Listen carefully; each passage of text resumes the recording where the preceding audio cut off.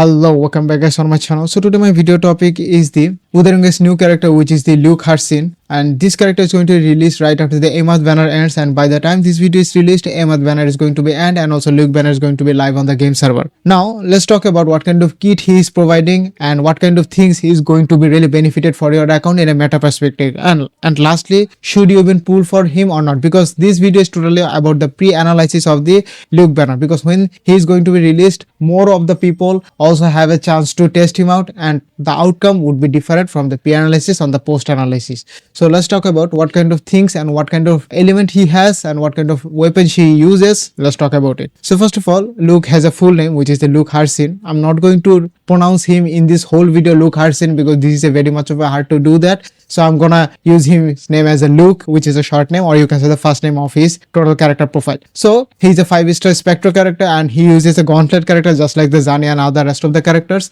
And his main role as a damage dealer, who is the same as also Amoth. But one thing is for sure, his total damages comes from the meteor doing the damage, while he's just hovering the whole meteor and doing the basic attack. And total damage is also scaling about the basic attack just like the Camellia. I'm just totally amazed that Camellia's whole ultimate and also other whole total damage, respective damage, is totally comes from the how much basic attack you have stored into that particular character.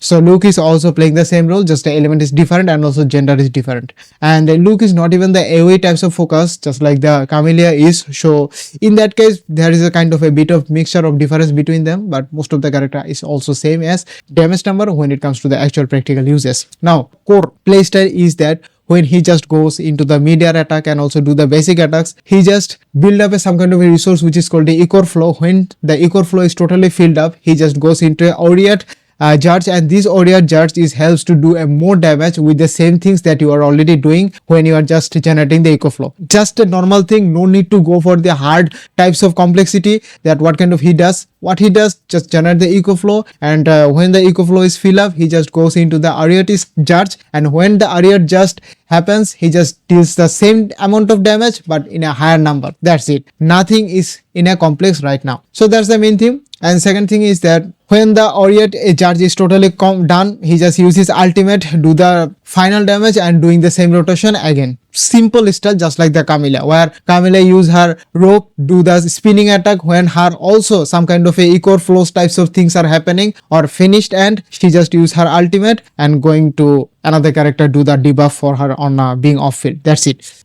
That's all for this thing about the Luuk Kit, which is a simple for any other rest of the roster into this game. 5-star DPS character. I'm not seeing any kind of like extra complexity in his kit, so he's just a simple hair. So let's talk about what kind of signature weapon it is providing to him. First of all, his signature weapon is going to be give you a huge amount of attack boost. I already know that because most of the signature weapon base attack is going to be higher if you already Genshin play, and also any other gacha game play, you already know that 5-star weapons basic attack is going to be the higher than the 4-star version, and this basic attack is going to be really helpful.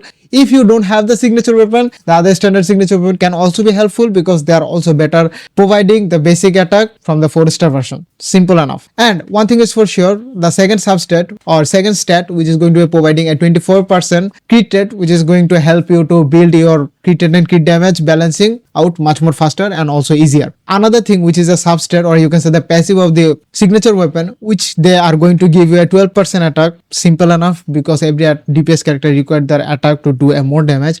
And another thing is the resonance skill going to be higher damage, and basic attack damage is going to be warp up to 20%, and which is going to be only for 6 seconds. Well, another passive which is 20% basic attack here, because most of the damage comes from his basic attack, just like the Camellia. More basic attack is going to be stored into him, more damage is going to be output from him. That's the whole playstyle of his. And one thing is for sure, the Spectre damage is going to be level up with a 20%, very good. And the last part in this weapon passive, which is going to be there when he is dealing the damage or basic attack doing the enemy, then every attack going to be 10% of that enemy's defense, which is also going to increase the DPS overall. Now that's all for this his kit and also the signature weapon. If you don't even have the signature weapon or cannot even pull the signature weapon, other alternate option are going to be available there, especially for the standard weapon. Not even I'm going to talk about the Laharohi version, I'm going to talk about the previous, or you can say the pre-Laharohi version standard weapons.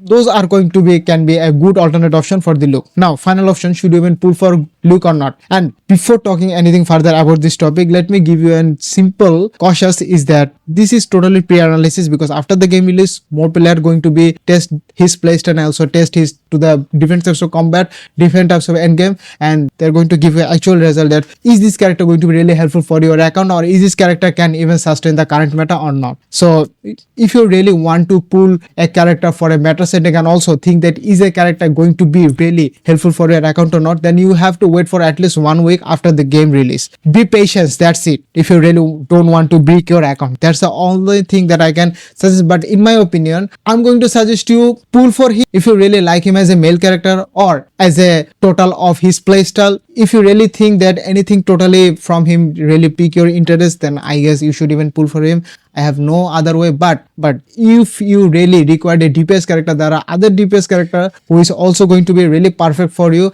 and also going to be really future proof. But the way his playstyle is showing and also his playstyle described by his kit, I am not thinking that he's going to be really much of a long lasting to his meta perspective. But if you already watching this video where the Amath is going to be on your banner on also remaining like a certain amount of time and also have a stored amount of pulls, you are thinking that which character should you even pull, Amath or the Luuk, then I'm suggesting you to pull for Amath, because Amath is a sentinel character, and in this game sentinel is considered the Archon level. If you already play for the Genshin, you already know who the Archons are. Archons are one of the strongest being in this game according to the lore wise and also according to the practical gameplay wise. Now, why am I saying this? They are the considered the most powerful being compared to the rest of the standard 5-star character, if you already know what I'm talking about. Now in this game, the Wuthering has already released this kind of 3 sentinels or Archon types of character. In the version 1.1, they already released the Jinxie. Second one was the Karthetier from the 1 years ago in 2025, and also the final one, not actually final, the other in the future there are also going to be another sentinel character going to be released. But in here currently the Amath is going to be the our latest sentinel character. So you already know that how much of a sentinel powerful is. Jinxie is still holding up much of a good strong position, but she's not even that of a good one.